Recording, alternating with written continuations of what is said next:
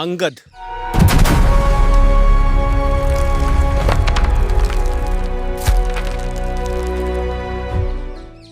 क्या हुआ अंगद का रामायण के युद्ध के पश्चात? किष्किंधा कांड का अंतिम भाग हमें यह दर्शाता है कि ऐसा नहीं था कि अंगद के पिताजी वाली की मृत्यु हुई और जैसा कि वाली ने कहा कि अब तुम भगवान राम की सेवा में लगो, तो अंगद के मन में भगवान राम के लिए निष्ठा जागृत हो गई हो। नहीं, ऐसा बिल्कुल नहीं हुआ था। किष्किंधा कांड के अंत में यह उल्लेख मिलता है कि अंगद जब समुद्र के किनारे बैठे थे तो उन्होंने कहा कि मैं समुद्र को लांघ कर तो चला जाऊंगा, परंतु वहां से लौट पाऊंगा या नहीं, संशय है मेरे अंदर। इसके बहुत सारे कारण हैं। एक कारण यह भी था कि अंगद को उस समय भगवान राम पर पूर्ण विश्वास नहीं था। एक व्यक्ति उस समय थे भगवान राम उसके लिए, जिन्होंने उसके पिता वाली की छल से हत्या की थी। अंगद की क्या आयु रही होगी? 18-19 वर्ष के रहे होंगे वो। परंतु जब भगवान राम के प्रति उनके मन में निष्ठा जागृत हुई तो रावण की सभा के बीचों बीच अपना पैर जमा दिया और बिना राम की आज्ञा लिए रावण को यह बोल दिया कि कोई भी योद्धा, रावण तुम्हारे साथ कोई भी योद्धा मिलकर मेरा ये जो पैर है इसे डिगा के दिखा दो, मैं आपको अपने प्रभु राम की ओर से ये वचन देता हूं, फिर जाएंगे हम सारे के सारे, मुड़ जाएंगे, चले जाएंगे वापस। गड़ गए खंभ हमारो, हिम्मत हो तो जाके उखाड़ो, अंगद बीच सभा में ठाड़ो, बोलो राम जी की जय। अंगद के कारण मान सकते हैं हम कि भगवान राम को युद्ध में बहुत आराम रहा। ऐसे योद्धा हो जिसमें इतना बल हो और इतनी निष्ठा हो अपने प्रभु पर, तो जीत तो निश्चित हो जाती है। परंतु जब लंका जल चुकी थी, रावण का अंत हो चुका था, सुग्रीव जी किष्किंधा के नरेश बन चुके थे, भगवान राम वापस अयोध्या जी लौट चुके थे, तत्पश्चात अंगद के बारे में कुछ लिखा नहीं गया। क्यों? क्या हुआ होगा अंगद जी के साथ? कुछ मान्यताएं ये बताती हैं। अब देखिए, प्रमाणित करना किसी को संभव तो नहीं है। मैं जिन पात्रों की आपके साथ इस समय वृतांत को साझा कर रहा हूं, वो पात्र ऐसे पात्र हैं जिनके बारे में कुछ भी प्रमाणित करना अब संभव नहीं है और ना ही कुछ लिखा गया है। हाँ, जनश्रुतियां हैं जो बताती हैं और वो मैं आपके साथ साझा कर रहा हूं। रामायण के ऐसे बहुत सारे पात्र हैं, महाभारत के ऐसे बहुत सारे पात्र हैं जिनको मैं अनसंग वॉरियर्स के नाम से बुलाता हूं। तो आज अंगद के बारे में हम थोड़ा सा ही छोटा सा वीडियो है, इसमें यह जानने का प्रयास करेंगे कि क्या हुआ होगा। कुछ मान्यताएं ये बताती हैं कि दक्षिणी पूर्व एशिया में, जैसे कि लाओस हो गया, कंबोडिया हो गया, इंडोनेशिया हो गया, थाईलैंड हो गया, इन स्थानों पर एक वानर राजकुमार का उल्लेख मिलता है चित्रण में, दीवारों पर, मंदिरों की दीवारों पर। बहुत सारे मंदिर हैं जहां पर एक वानर राजकुमार का उल्लेख मिलता है। तो किष्किंधा का नरेश बन गए थे महाराज सुग्रीव और राजकुमार बनाया था अंगद जी को, और निष्ठावान उन्होंने कार्य पूरा किया। परंतु एक विचार आता है मन में कि जिसके मन में इतनी निष्ठा जागृत हो चुकी हो अपने प्रभु राम के लिए, अब युद्ध जीत लिया है, राम जी अयोध्या जी लौट गए हैं, तो अब क्या इस समय संभव था कि वो राजपाट संभालें? इस समय उनका मन कैसा चंचल रहा होगा कि पिता की मृत्यु हो चुकी है, चाचा जो है मेरे नरेश बन चुके हैं, प्रभु मेरे वापस अयोध्या जी लौट चुके हैं, तो उद्देश्य समाप्त हो जाता है कहीं ना कहीं। तो संभव यह भी है कि अंगद जी का वो उद्देश्य समाप्त हो गया हो और अंगद जी फिर यहाँ से यात्रा पर निकल गए हों और पहुँच गए हों आज के लाओस, कंबोडिया, और वहाँ जिस वानर राजकुमार की हम चर्चा करते हैं उल्लेख मिलता है वो ही हो अंगद जी। अंगद जी ने विवाह किया था, विवाह का कोई उल्लेख नहीं मिलता, और प्रभु के प्रति इतनी निष्ठा जागृत हो जाए तो विवाह करने की इच्छा भी नहीं रही होगी उनकी।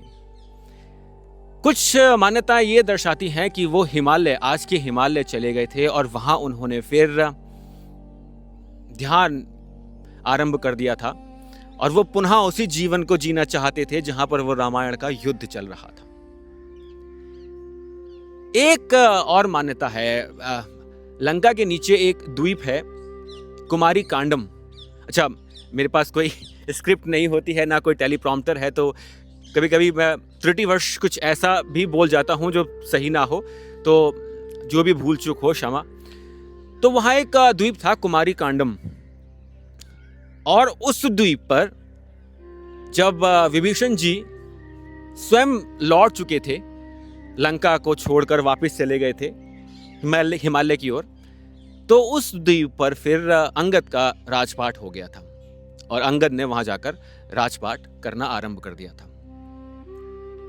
अंगद के पिताजी अति बलवान थे, तो अंगद बलवान तो रहे होंगे, परंतु कुछ ऐसा रहा होगा जिसके बारे में किसी को ज्ञात नहीं, क्योंकि यदि अंगद किष्किंधा में होते या रहते वहां, तो उनके बारे में कहीं ना कहीं उल्लेख मिलता। वैसे तो सुग्रीव जी के बारे में भी बहुत कम उल्लेख मिलता है, कहीं कहीं ग्रीक जो मान्यताएं हैं उनमें या तो सुग्रीव जी का या फिर अंगद का उल्लेख मिलता है। उसमें यह दर्शाया जाता है कि एक वानर आया था, वन में रहने वाला नर ग्रीक आया था, और उन्होंने ग्रीक पर काफी समय तक राज किया। उस समय जो वानर थे ना, वो बहुत ही बुद्धिमान हुआ करते थे। उनके पास वो सब चीज थी जो एक दिव्य पुरुष को चाहिए होती है अपनी यात्रा को आरंभ करने में और निश्चित करने में कि कहां उसकी यात्रा अंत होगी।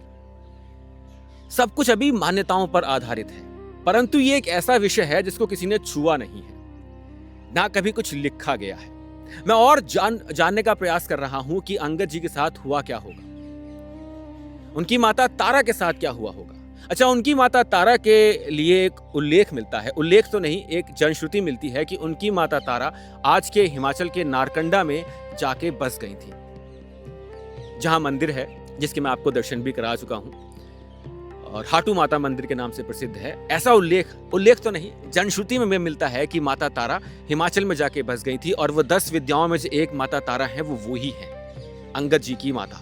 तो यदि अंगद जी की माता ने किष्किंधा छोड़ दिया था और वो हिमाचल पहुंच गई थी, और रावण की भार्या माता मंदोदरी भी हाटू माता आज की जो मंदिर है वहां पहुंच गई थी, तो फिर अंगद तो बिल्कुल अकेले हो गए होंगे। तो संभव यह भी है कि उन्होंने भी किष्किंधा का त्याग कर दिया हो, और या तो वो दक्षिण पूर्व एशिया निकल गए हो, जिसके बारे में कुछ भी जानना है तो अब वहीं जाना पड़ेगा। अब मेरे जाने की कोई इच्छा है नहीं भारत से बाहर, परंतु हाँ, हिमालय या फिर कुमारी कांडम द्वीप, जिसका छोटा सा भाग कहीं ना कहीं आज भी है, जो श्रीलंका के अधीन है, वहां संभव है कि जाया जा सकता है। ऐसे बहुत सारे छोटे छोटे द्वीप हैं जहां पर हमें जाने की अनुमति नहीं है। कुछ लोगों का यह भी मानना है कि अंगद जी आज भी वहां जीवित हैं, क्योंकि लोक कथाओं में उनका उल्लेख महाभारत में भी आता है। महाभारत के बहुत सारे संस्करण ऐसे हैं जो हमारे जो मुख्य महाभारत है उससे मेल नहीं खाते। ऐसे ही रामायण के बहुत सारे संस्करण ऐसे हैं जो मुख्य रामायण वाल्मीकि रामायण है उससे मेल नहीं खाते। कुंभ रामायण हो गई, आनंद रामायण हो गई, रामचरितमानस ही एकमात्र ऐसी रामायण है जो वाल्मीकि रामायण से कहीं ना कहीं 80% मेल खाती है। और अगर हम भारत के बाहर जाएंगे तो ऐसी 300 से अधिक रामायण है वहां पर। थाईलैंड में अलग है, कंबोडिया में अलग है, जो हमारी वाल्मीकि रामायण के जैसी है परंतु मेल नहीं खाती, और वहां पर ऐसे ऐसे योद्धाओं का उल्लेख मिलता है जो हमारी वाल्मीकि रामायण में नहीं मिलता। तो ये संभव हो सकता है कि अंगद जी अपनी माता के हिमाचल जाने के पश्चात किष्किंधा छोड़कर दक्षिण पूर्व एशिया या फिर कुमारी कांडम या फिर हिमालय चले गए। हिमालय यदि मेरा जाना होगा, कुछ लोग हैं जो मुझे कह रहे हैं कि आप हमारे साथ चलिए, मानसरोवर चलिए, यहाँ चलिए, वहाँ चलिए। तो यदि मेरे पास इतना धन संचय हो गया या मेरे को जाने का कभी अवसर प्राप्त हुआ, तो इस कहानी का अगला भाग वहाँ जानेंगे। आपसे एक अनुरोध है, ये छोटी छोटी ई पुस्तिका हैं जो मैंने लिखी हैं, जो मेरा सहयोग करती हैं इस यात्रा में, और आपके साथ ये साझा करता हूँ मैं अपने अनुभव और जो विचार मेरे हैं, और ऐसे जो हमारे अनसंग वॉरियर्स हैं, ऐसे योद्धा हैं जिनके बारे में हम कम जानते हैं। तो प्रयास मेरा अग्रसर है, तो इनको आप खरीदिए। वैसे तो ये निःशुल्क है, परंतु निःशुल्क ज्ञान से ना आपको लाभ होगा ना मुझे। तो मैंने ये ज्ञान एक प्रकार से संचित किया है, आपको ये ज्ञान प्राप्त होगा। 21 रुपए की ये धर्म पुस्तिका है। एक विचार मेरे मन में आ रहा है कि भगवान राम के बारे में कितना कुछ बुरा बुरा आज के समाज के लोग बोल रहे हैं। एक कोई जर्मनी का व्यक्ति है, वो कहता है कि भगवान राम मांस खाते थे। एक हमारे ही देश के व्यक्ति हैं, वो तो माता भगवान राम की माता के बारे में इतना अपमानजनक बोल रहे हैं कि कि कैसे कोई इतना, क्या बोलूं, मेरे पास शब्द नहीं है। मैं भगवान राम का भक्त हूं, मैं उनके स्तर तक नहीं पहुंच सकता हूं। एक तरफ आप अंगद की निष्ठा को देखिए और एक तरफ कलयुग के इस मानव को देखिए। अपने बच्चों को यदि आपको बचाना है ऐसे लोगों से जो हमारे भगवान का अपमान कर रहे हैं, हमारे बच्चों को ये बता रहे हैं कि जो तुम मानते हो वो सब भूल है, चूक है, भ्रम है, भगवान राम तो ऐसे थे, वैसे थे, ये सब शापित होंगे, ये सब शापित होंगे। परंतु अपने बच्चों को इनसे बचाना है, इनसे दूर रखना है। धर्म सेतु ई पुस्तिका अवश्य अपने फोन में रखें। 21 रुपए का योगदान कीजिए, एक गुरु दक्षिणा मान लीजिए। और यदि आप महाभारत रामायण से संबंधित ई पुस्तिका पढ़ना चाहते हैं तो उसके लिए शुल्क मैंने 51 रुपए रखा है।